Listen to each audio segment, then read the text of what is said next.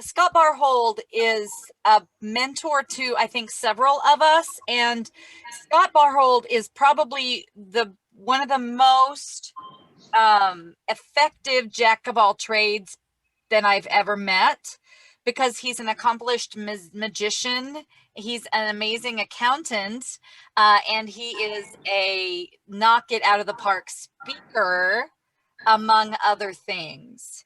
And I feel like that is such a unique combination. And I wanted to, because Scott's going to talk, a lot of times when Scott's talking about whatever the one thing is, people don't know that he's an accomplished magician and all these other things. And I think knowing that about you, Scott, makes it even more exciting to engage with you. So Scott Barhold, what do you need for me to get going? Anything? I got a slideshow that we're going to go through, so I don't know what you need me to do for that. So just click share screen at the bottom. You should be able to do that. Okay, hold on. Let me do this from the beginning and then go here. I'm looking. That ain't working. Of course, this is the way it's going to be. All right, let's see if we can share screen one, and then we'll put this onto the slideshow. I think he can make money appear. John Chen's asking Scott if you can make money appear. And if my work with him is any example of the many stories he has, kinda, yeah. Try to see which screen it's going to share. Give me a second, folks. I'm so sorry. I'm just a little confused. Because it's sharing the screen I don't want to share. So it's not sharing anything right now. So when you click share screen, then you pick then you have to still, once you pick the screen, or you can just, if you just share what it says screen, then it just shows whatever you're showing, and then at the bottom right hit share. All right, so but you still have to hit share at the bottom right. Yeah, I'm working on it. Let's try this. There you go. What can you guys see? Your email inbox and some notepad. So but that's not. Just change just share screen, and then it'll show whatever you're showing. There you go. That's what I wanted to do. And then I just want to go to slideshow and from the beginning. And it's moving the stupid thing again. Okay, no, that's okay. Stop, display. Stop. Swap. Look up at the top right now where it says display settings. I don't see that. All right, so hold on, new share, and let's go to, I think. Yeah, where John's point. Okay, there you go. You did it. All right, that was a little harder than I expected it to be. For those that don't know me, right, my name is Scott Barhold. I'm a profit and growth expert. That's what I tell everybody. John asked the question before. I want to hear about that. That's cool. It's really just a fascinating way to say I'm an accountant, but everybody thinks they know what an accountant is and what an accountant does. But when you tell them you're a profit and growth expert, they go, well, what do you do? And it creates the question. So that's, and the question is always, I work with small business owners to help them increase profits, reduce taxes, and keep more money in the bank to run and grow their business. That's what I do. I've been doing it for over 20 years. Sharing this screen with you because this is the screen I usually use to introduce myself. But I do want to give a shout out to Sherry and the Star Marketing Summit. I came to my first summit in 2016. I came in, I was broken, and I was doing contract trainers because I really didn't know how my business was going to move forward. I didn't know how I was going to move forward. I had nothing to show. And I learned that actually I have a lot of information that people can use. And I started to develop products, books, software, educational stuff. And this is just a small piece of what I've done. I'm only sharing this with you specifically because if you're here, believe it or not, there's a lot more that you can do and offer, and you might not have even thought of it yet. So that's the only reason I'm sharing that with you, because that was me in 2016. All right. So what I want to talk to you about is how to save thousands of dollars on your tax return. Right now, I do want to be clear. I'm not here trying to sell anybody anything. You are independent business owners. And one of the biggest mistakes I see from independent business owners is they try to save a buck on doing their taxes or getting them done. They go to these big name companies that we all know, and they don't understand the business you're in. And because of it, we wind up paying more than we need to pay. So the question I'm just going to ask, how many of us know how much we're paying in taxes in a given year? And most people don't, and I don't want you to feel bad, but I want you to think about your household budget for a minute. We all have one, right? What are your biggest expenses? And by the way, if you're sitting here right now going, I don't do a household budget, that's something for an entirely different day. because that's something that we need to do. My wife and I sit down every Saturday and we go over the budget of where we are and where we need to be. When I was out on the road, we used to have something called the magic number. And by the end of the month, I had to make that magic number because that's what we were doing. So I've been doing this for years, but that's not what I'm going to beat you up on, right? So for most people, this is how it might stack up. Maybe you're thinking about your housing expenses, groceries, maybe your car and transportation and medical expenses. And for most people, though, that would be the biggest makeup of their budget for their business. But I'm here to share with you, taxes are more than your housing, your food, your transportation, your healthcare, all combined. And I know that sounds crazy, but when you put it all together between sales tax and income tax and property tax and all the stuff that you pay, it's bigger than any of these.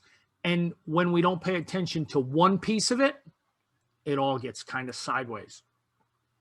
By far, the biggest tax expense we have are taxes. And that may be why your bank account always seems empty. I always love this little graphic that I use because that's the way I feel around tax season. Anybody else with me on that? Just a wave will do. The good news is, or maybe it's the bad news, here in the US, there are two tax systems. All right. The first tax system is for the W-2 employees, and the second one is for business owners. And the good news is that as a contract trainer, a speaker, all right, what we do, we are business owners. I'm going to take you into a quick thing here. How many of us have ever heard the term, please excuse my dear Aunt Sally? Has anybody ever heard of that before? Oh, Sherry, first hand up, which I always like. What does that mean, Sherry?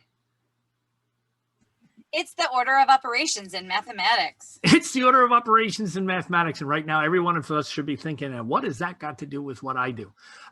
Well, it's the order of operations. If you are a W-2 employee, right, this is how much you make, then they take, and you get to live on what's left. Order of operations. When you own your own business, this is how much you make. Then you get to deduct everything here, everything here, everything here, and you're only taxed on what's left here. In 2018, they redid the entire taxes. It's called the Tax Cut and Jobs Act. People who are just W-2 employees, my brother calls them sheep, they have almost no deductions left anymore. But business owners, they actually created more deductions for folks like you and me. But if we don't know what those deductions are, there's no sense in having them. And that's why it becomes a big problem, because when I see trainers, contract trainers, speakers, entertainers going to their CPA, the big box tax companies, right? You know who they are. They're not used to what we do. And they tell you, oh, no, you can't take that deduction. We were doing a seminar like this in November, and I had one of our trainers step up and said, oh, no, I brought this to my guy, and he told me I don't qualify to itemize, so I couldn't use any of the deductions. He couldn't use the meal deduction. He couldn't use the travel deduction. He couldn't use his home-based business deduction. This guy literally saved a couple of bucks on his tax return, but it cost him $10,000 in deductions easy. And he didn't even know it because we believe these folks as they come in. Now, one of the things I'm going to say here is I want you to understand, if you're on this workshop based on everything I've heard today, you are a home-based business owner. And we're going to define that for you right here, because I want you to understand that this is the key to the treasure chest that's going to open up so many deductions for you. And it's easy to qualify. Congress made it easy to qualify for these legitimate tax breaks for home-based business owners, whether you're full-time or part-time. Okay. And there's only three requirements, three qualifications that you have to meet. So if you don't meet these, well, let me know. Qualification number one, you have to work as little or as little as 4 to 5 hours per week in your job. Is there anybody here not working 4 to 5 hours a week on average? So if you take a week off, we call that vacation, right? So we're all working at least 4 to 5 weeks. You must run your business with the intent to make a profit. Now, Connie, I know you're a nonprofit for one of your businesses. That's going to qualify a little bit differently. But for the most part, we're talking about a for-profit business in this presentation, because this is the deductions that we're talking about.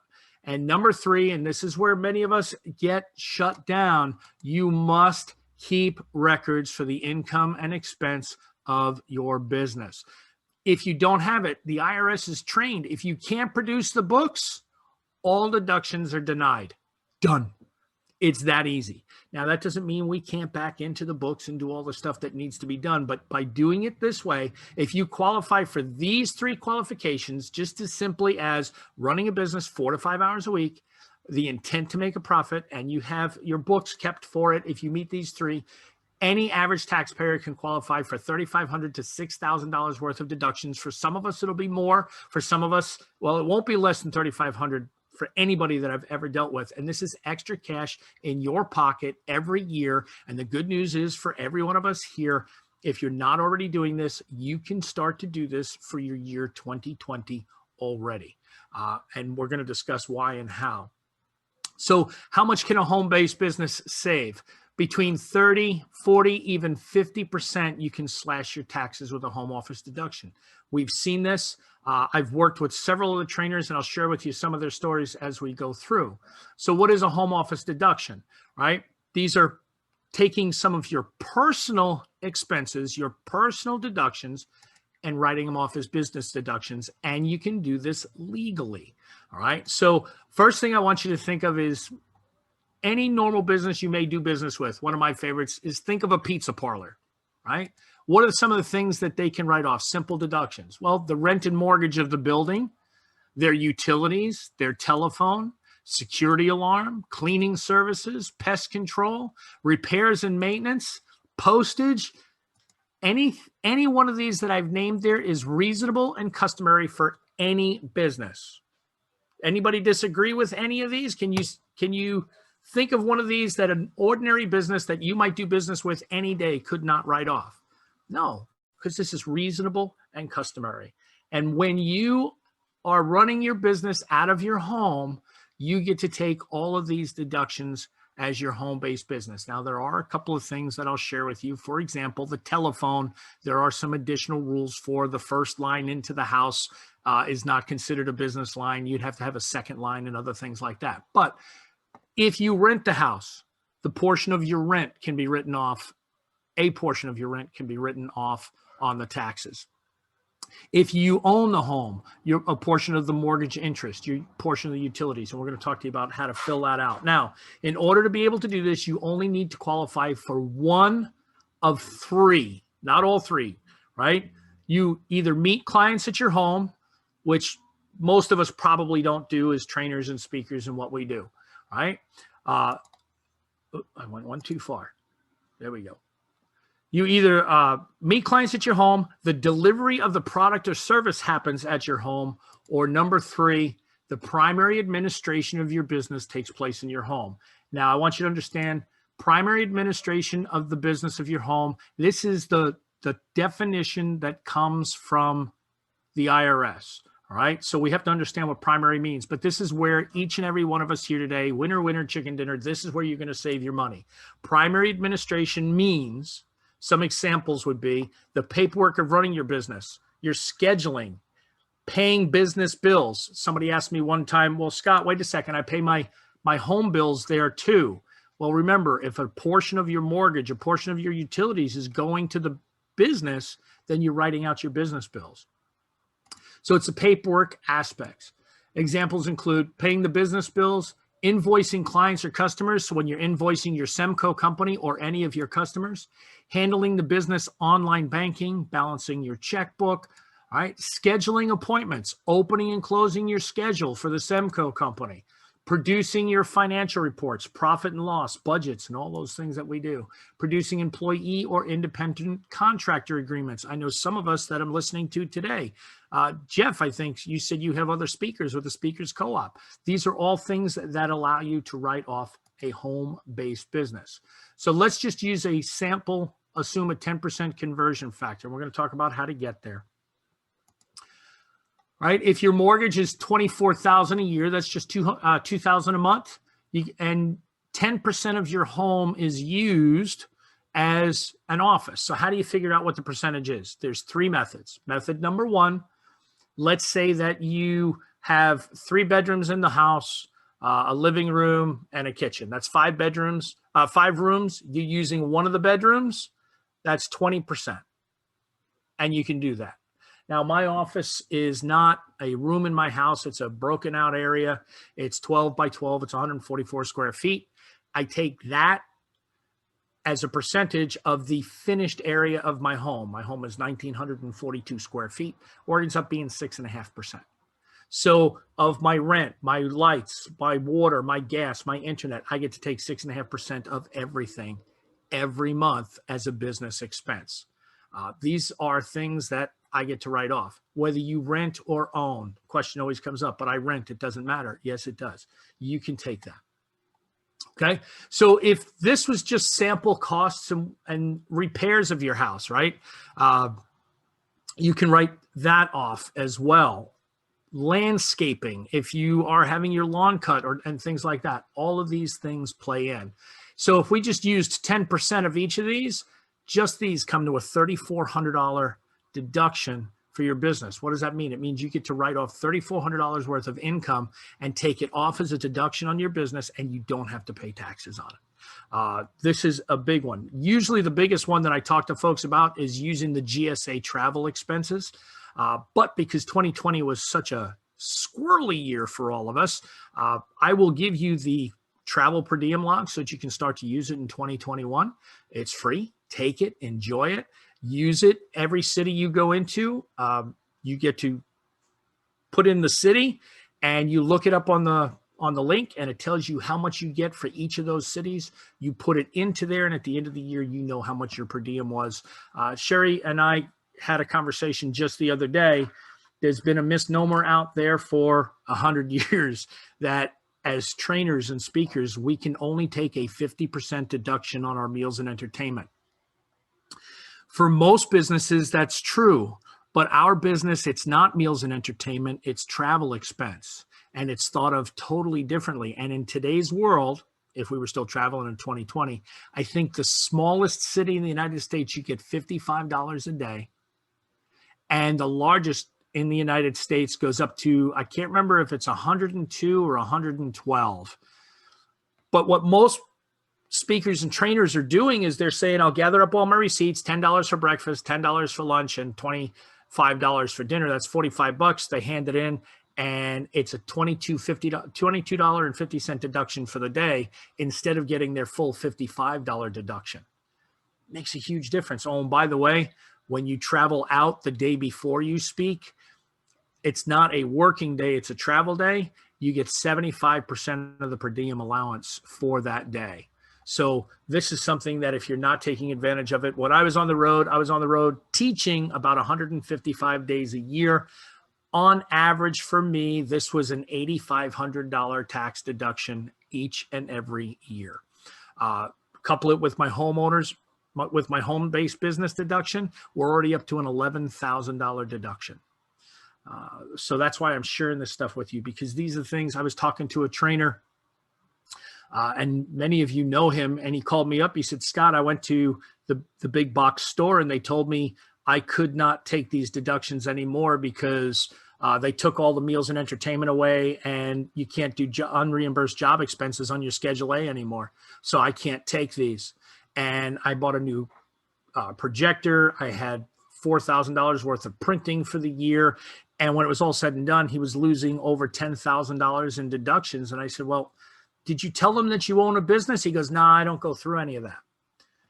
We have to understand that we are a business owner first. Jeff, you're shaking your head, and I love the fact that you're doing that, because that means you're rejecting the premise, and that's awesome, right? Because I talk to so many people, they don't want to spend the extra $100 to $200 a year to register every year, and it costs them 10 times that not to run their business. And that's why I'm here, because one of the things I learned on the road is there are a ton of business owners that don't understand the business side of the business we're in.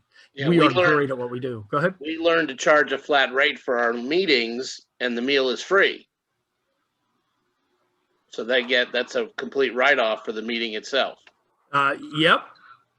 As long as, right, because you're going to write the meal is free, you're taking that as a working meeting, and that's why you can write it off. It's not meals and entertainment. It is actually 100% deduction because it's part of the meeting. Yeah. That's right. It's part of the training. That's an awesome little trick. Is that something you knew, your CPA told you, or is that something that you studied yourself, Jeff?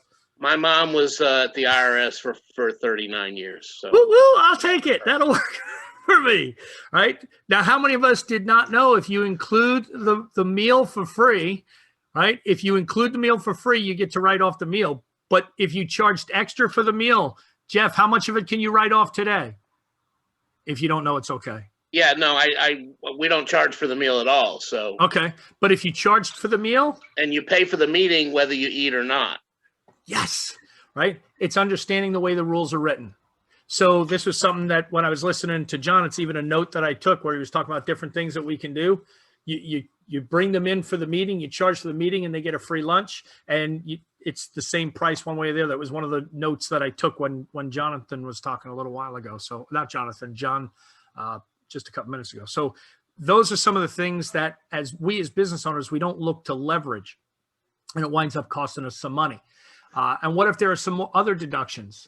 What about furniture, right? What if you had people came to your office and they waited in the living room, and out of every 10 times you used the sofa, one time was for a business meeting. You get to write off 10% of the sofa. What about the desks and things that you bring in to run your office? You get to take 100% of that, right? My office is set up kind of wrapped around here, and all of this stuff is 100%. If you have somebody coming in to clean, now, I don't know how many of you have little kids. My youngest one is a junior in college right now. But when they were younger, they cleaned dad's office when it was in the house, and we could pay them legitimately. And it was a tax write-off that we could use. Landscaping, painting, appliance replacement. This is one that always comes up. So I'm in the accounting business. You're in the speaking business. The stove goes out. It's probably not something you're going to be able to write off. But what if the furnace goes out? You get to write off the percentage of the house that the business office is used. So if you're using the furnace 10%, right, using our 10% deduction, the replacement of the furnace 10% gets to be written off on the business. You're not going to be able to do that for the microwave, right? So just, and there are a lot more than this. Think about just any business that you deal with. These are normal operating things, right? And I know for some of us, these are huge savings that most taxpayers don't even know that they exist. Most business owners don't know about them. And what's really scary to me is there are a lot of CPAs and accountants that are not familiar with home-based business rules. In fact, I was just on the phone with an entertainer probably 2 weeks before Christmas. And when I asked him, I said, well, you've been running your business out of your house for a while. And he said, yeah, but my accountant says it's not worth writing the home-based business up because it increases your chances for being audited. So let me start off by sharing with you, you're running a business. You've increased your chances of being audited, right? I'll tell you who doesn't get audited. W-2 employees that have no write-offs, they don't get audited, right? I always liken it to this. Imagine for a minute, how many of you have ever been to a Walmart, a shopping mall? Those guards that are on the outside of the door when you go to walk out, and if you're stealing something, they beep. So how many of us have stopped going to the stores because we don't like being searched and accused of being thieves, right? Of course not. Because if you're not doing anything wrong, you don't have to worry. But the IRS doesn't know who is and who isn't. So yes, your chances of getting audited goes up just a little bit because you're using home-based business. If this was the 70s and the 80s, I would say, yeah, you probably have a 3 times chance of being audited because you're using a home-based business. But look at the world we're in today. How many people are working from home? The business base, right? The millionaire next door comes from home-based businesses more today than ever before. So don't worry about that portion of it. That's one of the things that I want to get through to folks. If you're not using this, just this one home-based business owner we talked about, you're overpaying $3,500 to $6,000 a year right now. Remember I said before, this is kind of like having a key to a treasure chest because that's just the home-based business. What else does it unlock for you? Well, because now you're a home-based business, every mile you drive in your car for business, you know, going to the airport, from the airport, going to the printer to pick up stuff, right? All that is 100% deductible. Unlike the W-2 employee that drives from home to work, that's called a commute, not deductible, because you have a home-based business. All of this is deductible. And unfortunately, when we go to the big box stores and we go to the CPAs that aren't aware of what we do, we start telling them these things. We have the key to the treasure chest. They have the roadmap, but then they go, you know what? The map, it looks kind of treacherous. Let's not do this. And the only one that it hurts is us, because we pay more in taxes. And what's worse is a lot of times they'll tell you, oh yeah, you don't qualify for that. And when you don't know, we listen to these guys, and the only one that winds up hurting is us.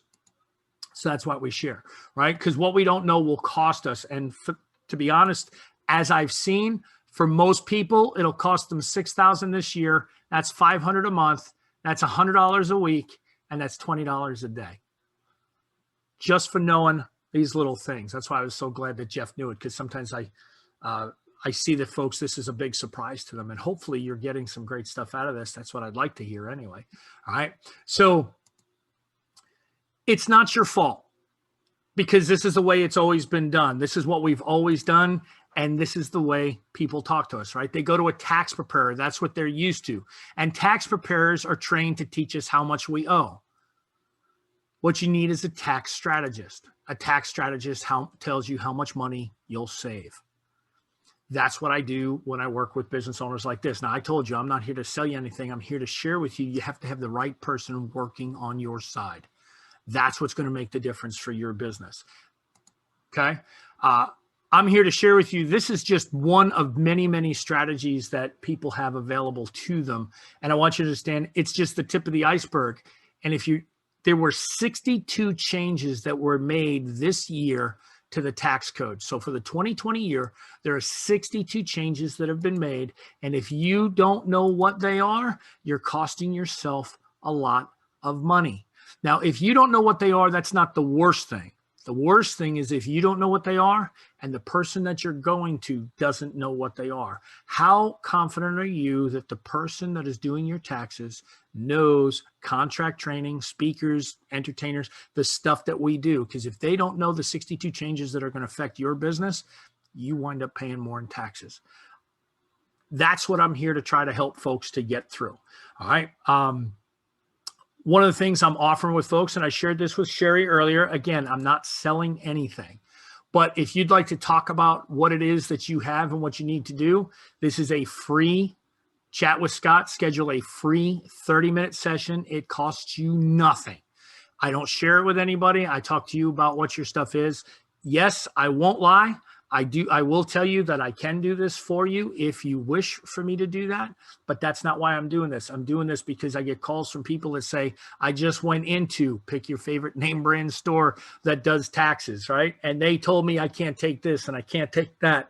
And next thing you know, it's costing them too much money to run their business. I'm here to tell you there's a better way. My website is intotheblackaccounting.com. And if you go to /chat with Scott, it'll take you to my Calendly page and you can book your time. And it is tax season, folks, so my time is going to fill up kind of quick. But I have helped, if you read here, Pat Dewar, who is also, he was Rookie of the Year, one of the years through Fred Pryor. And he said, I'm very pleased. Simple strategies with big results. If you're a business owner who would like to increase profits, reduce taxes, and keep more money in the bank, Scott's the guy to work with. In the last 2 years, we were able to increase his refund over $9,000 just from simple strategies that we used. So hopefully that's helpful to you. I'm just looking at my time. I'm worried that I'm going to go over. So I don't want to take anybody else's time. I am at the end of my time. If anybody has a question, I'm more than happy to take it if I have that kind of time, Sherry. If I don't, yeah. So let me just go ahead and say that you signed up, that 4:30 was the official soft end of our program today. I put Scott at the end partly because I thought maybe you would have questions. And as much as I know Scott has a delivery that's a very punchy delivery, but I will tell you that free consultation with Scott is not him pitching. He literally just will sit down with you with no ulterior motive, and just talk to you, knowing that if you need help, and he's a good fit, then you'll pick him. And so there's nothing weird about it. But I just felt like, number one, I love you looking at Scott's presentation style. I think it's a very good one to watch.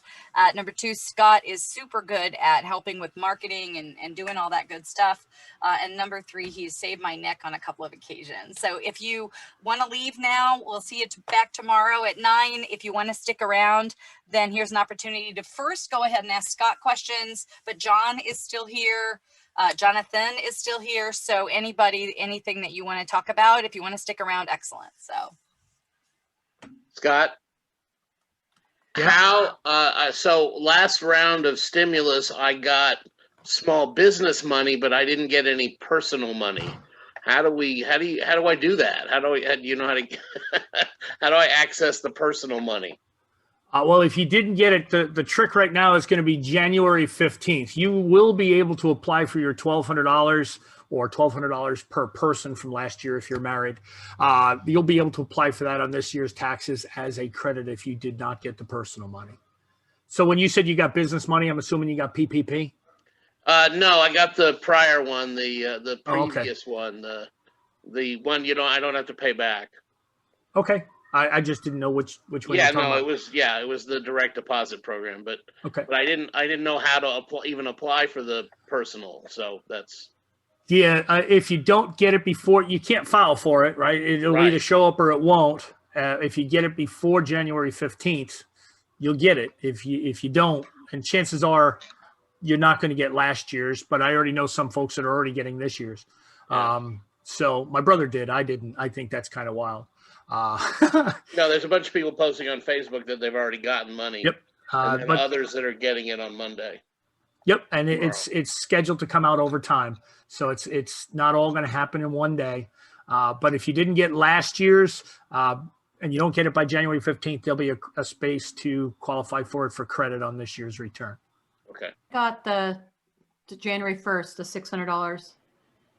Yeah. Yeah. Is that different? That is different. What I'm talking to Jeff about is the $1,200 per person from last April. Oh yeah, I got that. But already. I was also asking about the. Yeah, I got that, and then I got the $600 on January 1st. And Jeff, I've got bad news for you, or at least it might be considered bad news. If you didn't get the $1,200, the $600 for this year is going to be a stretch. But don't worry, we'll be able to apply for it on your taxes. I hope that makes you feel better. Didn't make me feel better telling you, but I wanted to be honest with you. How about the SBA loan? The what was it? The EIDEL. Can we go for a second one now with the new legislation? I don't know that it's been approved for a new EIDL. I know there's legislation out there for it, but I don't know that that's actually been approved yet. I know that they're pushing for it, and I do hear some states talking about a second PPP.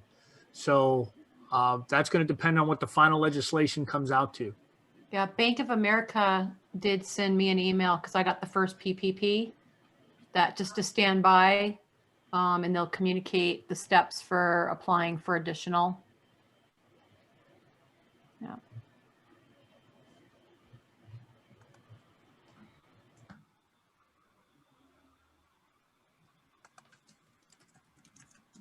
While we're sitting here, can I ask Jonathan a question? Mm-hmm.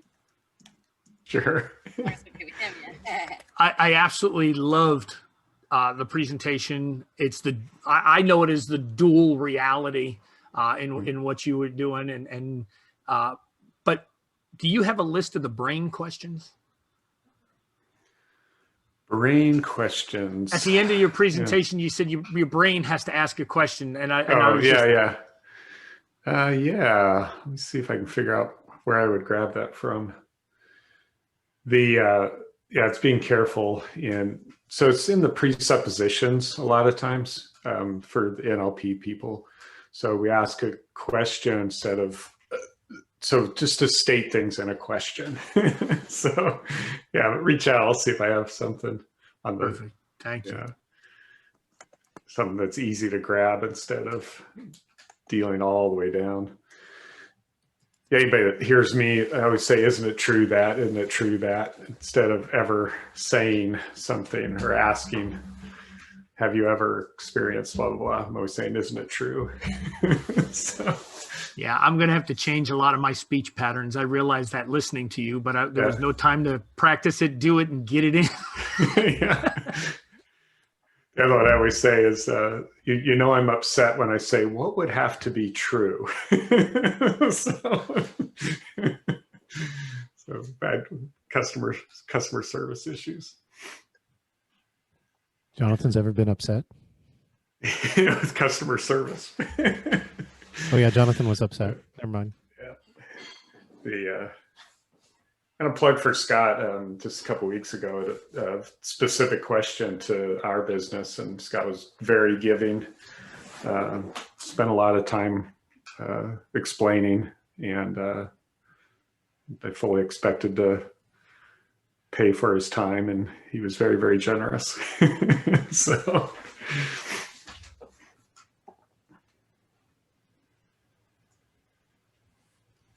For John Chen, man, that microphone sounds like you are in a radio studio. It is so smooth. I love the sound of that microphone. You already sent me the link, so that'll be replacing my Snowball very soon. It's amazing, but you know, this is the key.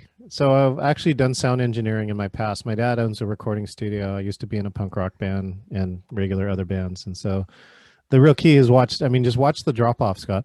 Number one is, see, I can do things like this, right? You know, that's really key. But I just start moving a foot or two away, and I'm still talking at the exact same piece, right? And now you can see the level of engagement, even if Zoom is trying to auto adjust for me, is totally different. And I think your voice matters more now than your video. So that's what I've heard, especially if you're in conferences, you're doing the majority of talking, you got to get your audio to sound great. So thanks so much, Scott. I have, you know, this mic is funny because I used it for 4 years because it has a plugin that plugs into your phone. So I could actually do interviews in really noisy places and have it work. Right. And it sounds good. It looked good. And then pandemic hit and I wasn't using it for anything because I wasn't traveling anywhere. And I'm looking at this mic going, oh, wait a minute, it's got a USB connection. It was like, the light went on, right? And I plugged this thing in, and it's like, it transforms. When you have vocal command of the audience, especially as a speaker, all of you should be caring. If you're all speakers, you got to care about your audio more and more. And so, you know, the difference between when you're standing, like what sounds like a shower and this, Scott, it's like, I've had people, because when I'm emceeing, that's kind of part of your value as an MC. My voice is soothing, like even if like Zoom is crashing and pandemonium's happening, it's all fine. We're going to be fine, Scott. You know, Zoom's just going to reboot. We'll be back again. And so that's where this mic has really come in. I now use an SM58 Shure mic because I use a mixing board now when I'm in my home office, but I'm actually remote. I'm actually in Seaside, Oregon right now. And so I took the energy to move my desktop, 3 cameras, a full lighting, like a full green screen. I don't know what I was thinking, but like we had a Land Cruiser with 3 people and the whole car was completely packed, but mainly with tech gear. What Shure mic did you say you use? The one that you mentioned is on back order right now. But in a lot of different places, but look what, you know, the funny part is I found it very inexpensively at Guitar Center. $79 at one point. It's normally $129, and I bought 5 of them because I can tell you the other part too. If you're working as a speaker coach for other clients, I would have 4 around because I've already given almost all the other ones or sold the other ones off to people like, oh, you have a mic for me now? Yeah. So mics matter. Mics matter. So you would recommend, because my Yeti mic is off camera, but with your mic, you'd want it right in front of you. Yeah, watch, Jonathan. Can you move your mic? Like, grab it, get it close to it. 'Cause Jonathan has this. Up here, if I get up here. So yeah, this is better up. Yeah. Just go close to it, Jonathan, and do your best FM DJ voice. And now, ladies and gentlemen, put your hands together. That was more of a coming to the main stage voice. Yeah, that's a voice of God. So I have a question, Jonathan or John or someone. So I have a Yeti mic that's been sitting here on my desk, all set up for months now. However, what I don't know, I have Mac. What I don't know how to do is, like right now, I don't have anything plugged in, right? As far as a mic is concerned, I'm just using the one off my computer. How would I use my mic and then not have everyone else hear what's going on? So in other words, if I put my other headset in, right, then anybody else in the house or whatever doesn't hear what's going on. What do I do? Because I bought Apple AirPods and I couldn't get those to work right. I'm not a tech person. I own that. But I'm just like going, all right, guys, like I better get this done. So Connor, you said you're a Mac though, right? Yeah, I'm Mac. Yeah, I mean, the easiest things to do is definitely number one, plug in that Yeti. Make sure it's working. You can test, you can say even in Zoom, you just start a meeting in your own personal meeting room and you can click test speaker and microphone. Okay. And then the key is then is you'll see like I have like a whole bunch of selections now for microphone and speakers. Right. And every time it changes, there's two places, at least on a PC, that you have to look. So like right now I'm running my mic through here. I run external speakers as much as possible. I know you're maybe in a house that you don't do that, but like I can only wear headphones for probably 2 hours before I'm kind of over it. Well, that's why I don't wear headphones. I really can't. I can't do the things I mean, look at because my glasses mash into my I head. do this and I look like an alien in a DJ. Well, I don't like those either. So what do you do? So in that case, so Bluetooth. Yeah. And I do use the AirPod. Yeah, mine are. You have to get your AirPods to connect to your computer. How to do this? Maybe Cynthia, you and I can or Christina, maybe walk me through how to do that or something. Yeah, and the latest OS, a lot of us had problems getting our Bluetooth to connect, and then so just get on with customer service, and they'll walk you through it. In my case, it's a folder called HAL, HAL, and at some point, some software dropped it on me, so just had to sit there with tech till we found what it was and destroyed it, delete it. But yeah. And John, I have a question. Yeah, I've got the Yeti too, and I had it right behind my camera. Is it okay for people? I mean, you're showing your microphone. Is it okay to have it right there in front? There's mic in and mic out is definitely a look, right? So you have to deal with it. But again, the sound quality, even this right here, like this is definitely subtle, and it's probably good for like 80-90% of what's going on. But again, I'm a speaker. I do mic tricks all the time, right? Things like this, Christina. I'm using it all the time, right? And it actually work, right? So you can also do a bunch of other stuff. I mean, you can't. You'll just see that by getting this kind of closeness to your mic allows you to do these other tricks. So that's what I'm trying to like. You definitely don't want this because if you're blocking your mouth, right, then nobody knows what the hell you're saying. So I look to put it like right around here. Like in this case, it works for me because it's the same color as my shirt, right? And so I know some people like to hide their mics. I know there's a lot of like filters and other types of things, but you know the Yeti too is a big piece. Like it does say something about like usually when someone sees a Yeti, they identify you as a podcaster, and that's a good thing, right? That could be a good thing. So, but in the end, the best thing to do is take your Zoom and record even locally to your computer. And test out 3 or 4 different formats. Put it over here, try it again, right? Put it over here, try it. And so for me, this is what I found does work. And I consistently know I get comments like Scott's going, how the hell is John doing that? Right? You know,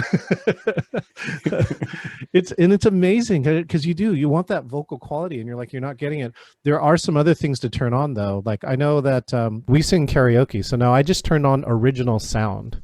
If you don't know about this setting, you know, especially if you're doing any kind of vocal or musical or singing, by turning on original sound, you might get some echo for some of the other stuff. So that's why I have to worry about that. But what it does allow is that it doesn't cut out loud sounds. So if you're doing something to really project yourself, something energetic, turning on that original sound will allow, you know, everything to pass through, assuming that you're in a quiet environment.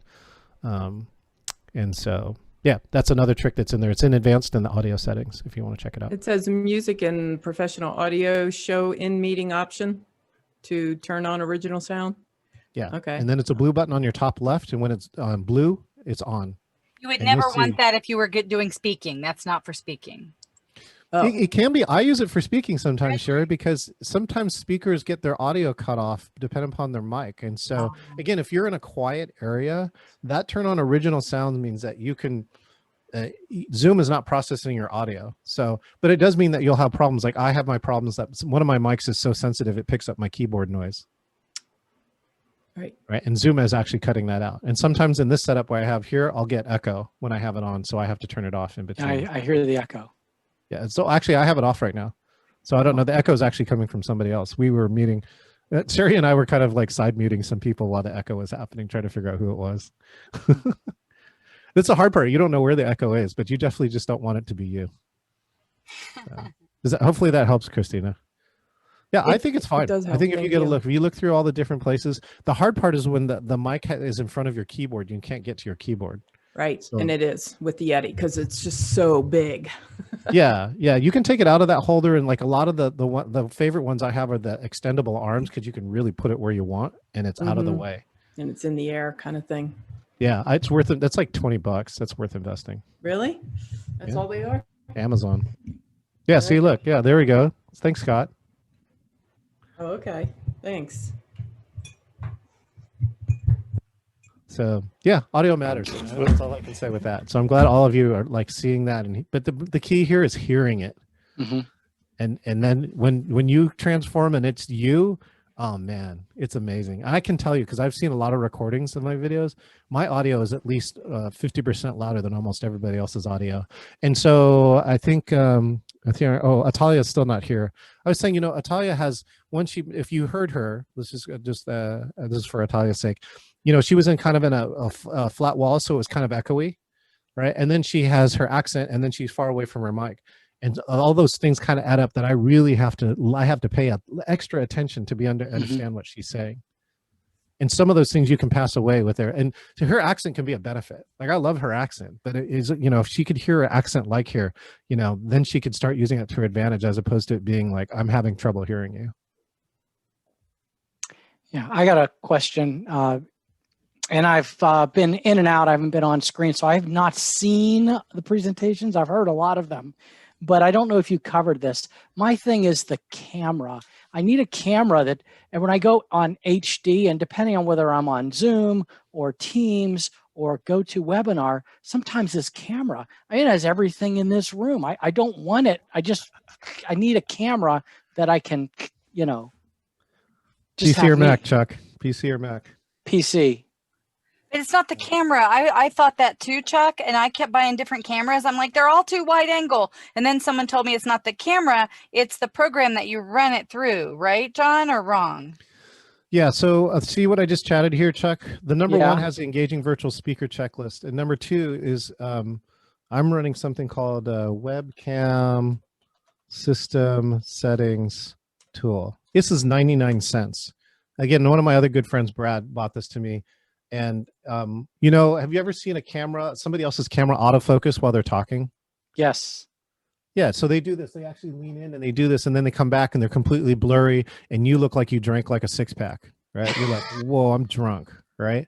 No, it's their camera autofocusing. And so my camera did that, and he showed this to me, and my camera by default would turn me red. And this little app is 99 cents, and it allows me to change this. So like here, look, I'm changing my exposure ratings, right?